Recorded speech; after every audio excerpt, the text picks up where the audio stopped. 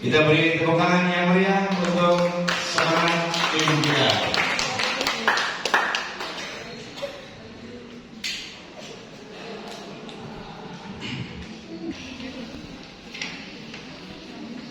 Assalamualaikum warahmatullahi wabarakatuh.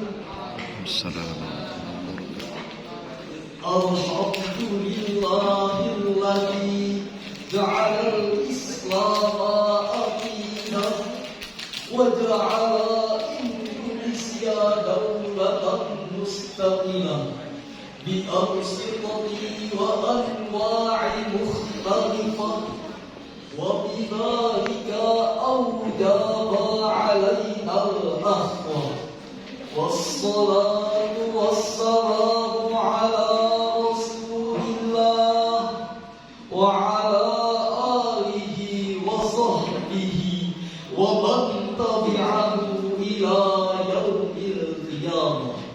Amma Dewan Hakim yang arif dan bijaksana, hadirin kaum muslimin sebangsa setanah air yang berbahagia. Profesor Dr. Quraisyihab, seorang cendekiawan ilmu Al-Quran sekaligus mantan Menteri Agama Republik Indonesia, mengibaratkan Indonesia laksana seperti tanah surga yang dihamparkan di persada Nusantara, sebuah negara tropis yang sumber tidak dalam katulistiwa juga memiliki sumber daya mineral dan geologi yang melimpah dalam pelaksanaan pembangunan bangsa.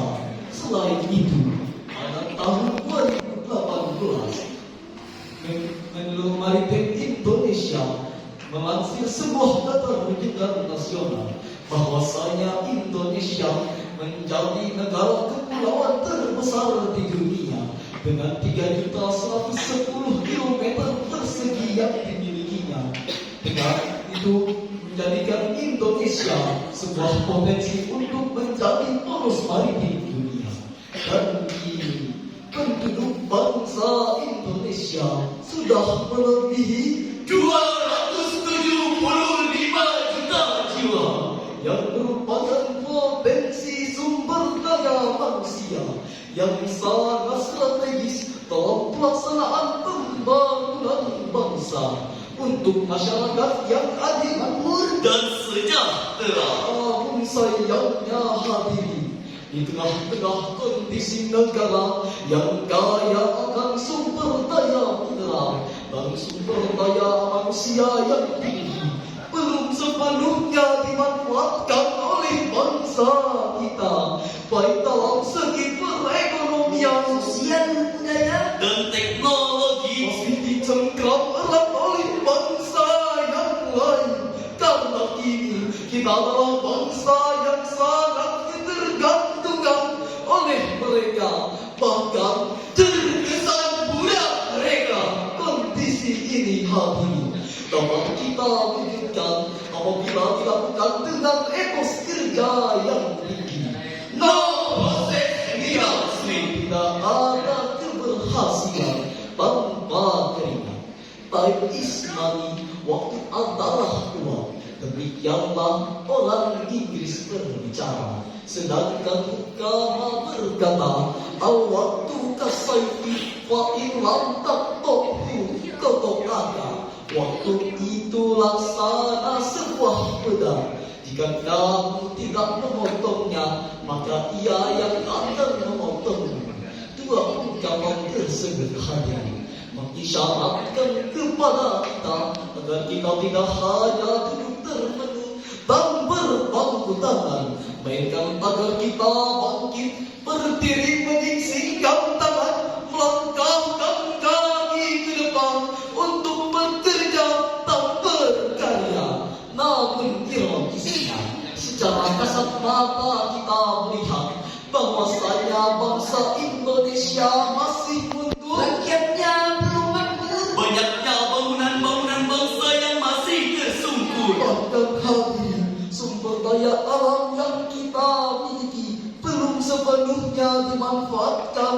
oleh bangsa kita. Pertanyaannya, apakah ada hal-hal yang dapat kita lakukan untuk memajukan bangsa Indonesia? Sebagai jawabannya, membangun etos kerja dalam memajukan bangsa. Itulah judul yang kami angkat sebagai syarahan kami pada kesempatan kali ini dengan rujukan Al-Quran Surah At-Taubah ayat 105 berikut ini.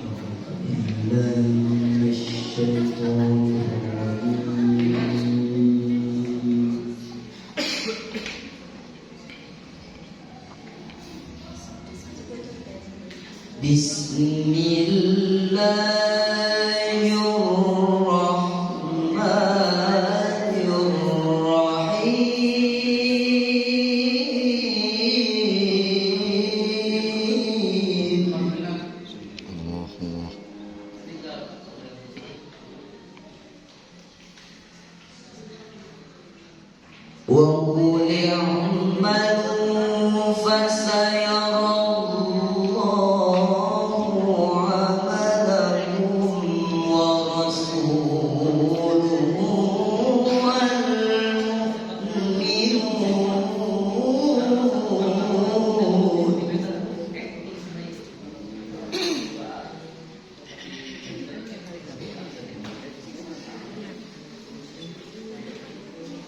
وَسَتُرَدُّونَ إِلَى عَالِمِ الْغَيْبِ وَالشَّهَادَةِ فَيُنَبِّئُكُم بِمَا كُنتُمْ تَعْمَلُونَ. Aku berlindung pada Allah dari godaan syaitan yang terkutuk dengan menyebut asma-Mu ya Allah yang Maha Pengasih lagi Maha Penyayang. Dan katakanlah, bekerjalah kamu, maka Allah akan melihat pekerjaanmu. Begitu juga Rasulnya dan orang-orang mukmin. Dan kamu akan dikembalikan kepada Allah yang mengetahui yang gaib dan yang nyata. Lalu diberitakannya kepada kamu apa yang telah kamu kerjakan. Hakim yang kami muliakan, hadirin pencinta bersama Syarhil Quran yang kami banggakan.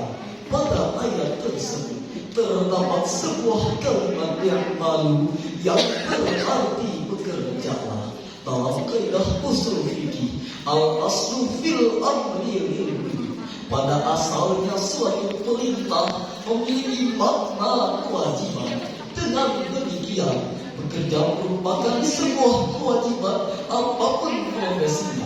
Dalam kitab tafsir Al-Misbah, karangan Profesor Dr. Quraisyhab menjelaskan ayat tersebut sebagai sebuah dorongan terhadap manusia agar selalu bersikap mawas diri dan mengawasi amal-amal mereka. Terbukti dengan adanya 412 kata di dalam Al-Quran yang memiliki arti bekerja, yang tentu saja meningkatkan urgensi etos kerja dalam agama Islam.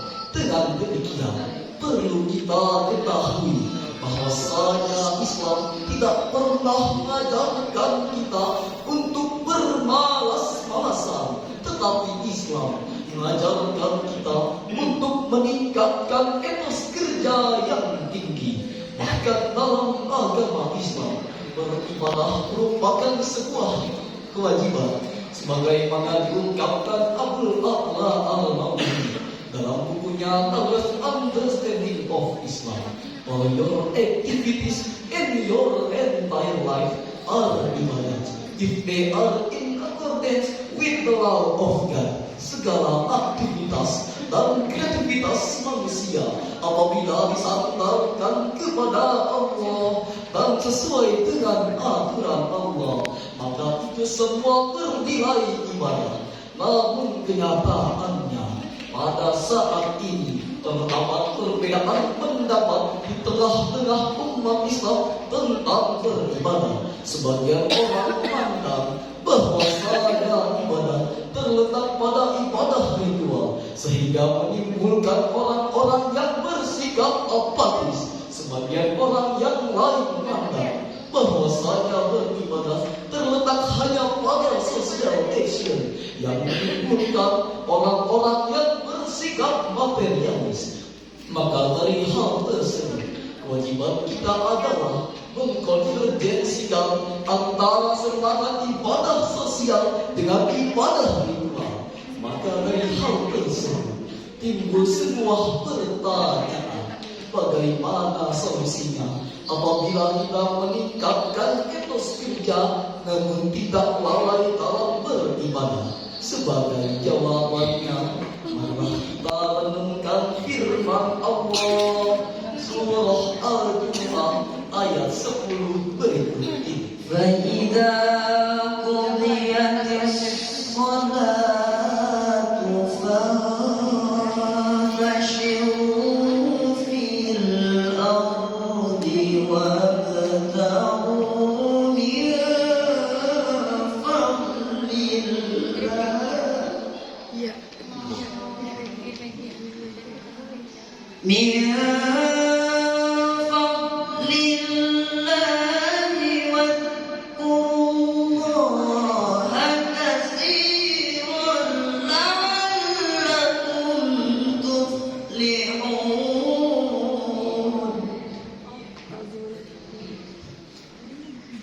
فَضْلِ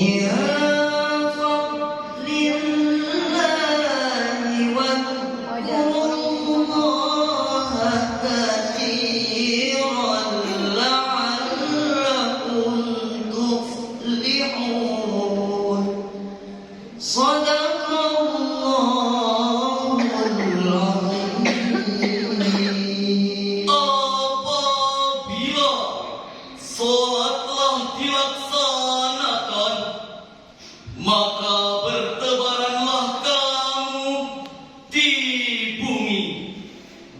Carilah karunia Allah dan ingatlah Allah sebanyak-banyaknya agar kamu beruntung. Maha benar Allah dengan segala firman-Nya.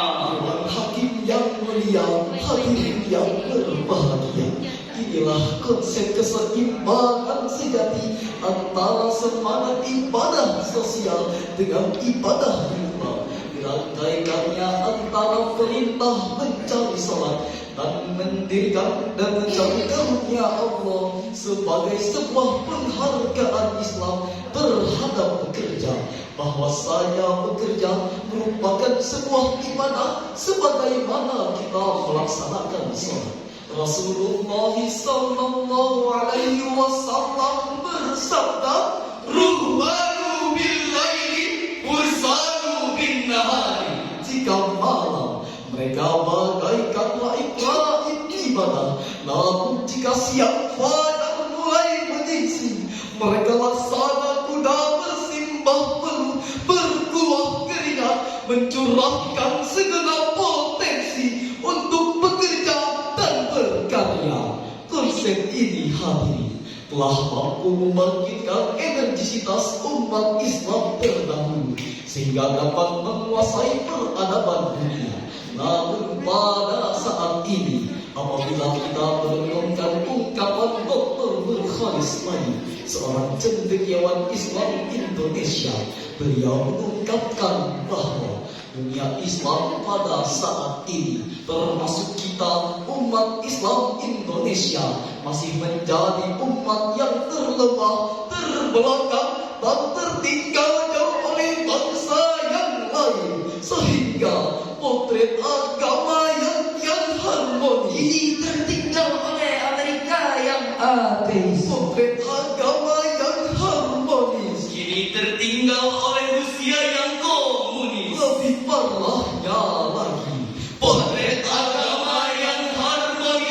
kini tertinggal oleh Jepang yang Buddhis Taois.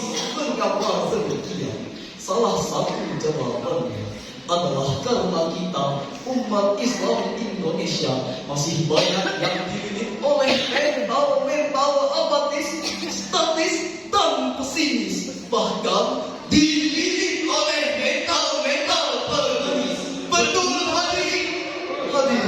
Oleh karena itu, dari syarahan di atas tersebut dapat kita ambil kesimpulan bahwasanya bekerja merupakan sebuah modal dasar untuk mengangkat harkat, derajat, dan martabat. hal ini sebagaimana diungkapkan pada lagu Umi Elvi Sukaisi yang berjudul Pecah Seribu yang telah kami ubah liriknya. Ayo kerja, ayo kerja, usaha dan kerja, kerja dan usaha. Ayo kerja, bekerja merupakan modal dasar untuk mengangkat harkat derajat dan juga mengangkat sebuah martabat. Oleh karena itu, apabila kita ingin memajukan umat Islam, marilah kita samakan persepsi, samakan visi, Kompakkan aksi untuk bangkit bekerja dan berkarya demi Indonesia tercinta. dan perbanyaklah berdoa kepada Allah, maka Ia akan memberikan kepada kita Hayatan thayyibatan. kehidupan yang sukses baik di dunia maupun di akhirat. Siapa diri pergi kembali alam ilahi pedoman kami. Kuatkan jiwa, satukan hati. Mari tingkatkan etos kerja yang tinggi. Sekian akhirul kalam. Wassalamualaikum warahmatullahi wabarakatuh. Ya, tepuk tangan.